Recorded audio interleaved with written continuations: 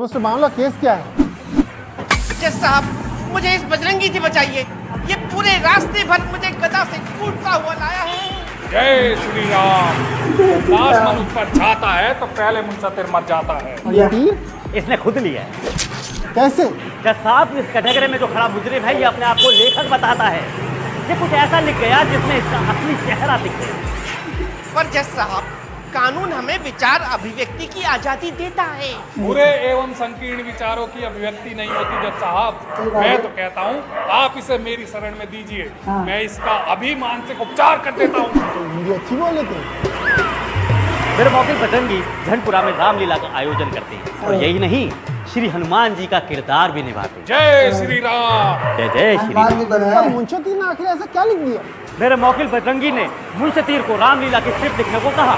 न्यायाधीश महोदय, मैंने सोचा इस बार की रामलीला कुछ इस प्रकार हो कि छोटे बच्चों को आसानी से समझ में आए, लेकिन इस मुंसतिर ने अपने दिमाग की गंदगी डाल दी उसमें। देखिए जज साहब, मैं एक बात साफ तौर पर बता देना चाहता हूँ कि हमने रामलीला नहीं लिखी, हम रामलीला से प्रेरित हैं। तो मैंने भी हनुमान जी से प्रेरित होकर इसे कूट दिया।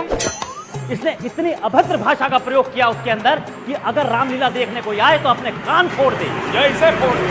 अभी ये अपने मुंह से बताएगा कि इसने लंका दहन कांड में क्या लिखा। चल बता। जज साहब, मैंने लिखा कि कपड़ा तेरे बाप का, तेल तेरे बाप का और जलेगी भी तेरे बाप की। और एक बात मैं साफ कह देना चाहता हूँ कि ये मैंने रामायण और बोला किसके द्वारा जाना चाहिए?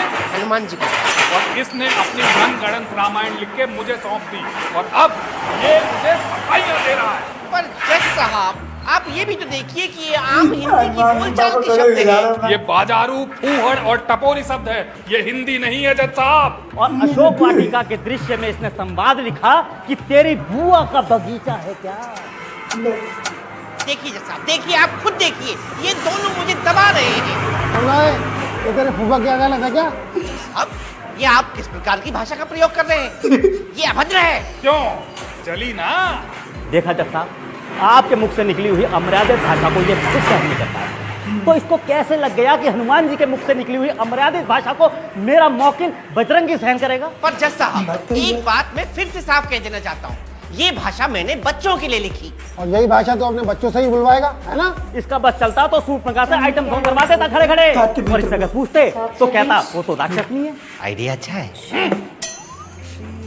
जज साहब, रामायण हमारी आस्था है, मान्यता है, जीवन का सार है। और जज साहब, इसने उसी आस्था को खंडित किया है। आप खुद ही सोचिए, अगर ऐसी रामलीला हमारे बच्चे देखेंगे तो वो क्या इसमें अच्छा वो किसी भी देश की पहचान उसकी आस्था और मान्यता से होती है। और हमारा देश सभी धर्मों और उनकी आस्थाओं का सम्मान करता है। ये अदालत मुंसतिर को दोषी करार देती है और ये आदेश देती है कि इसे जेल में संपूर्ण रामायण दिखाई जाए ताकि इसके दिमाग की सफाई हो।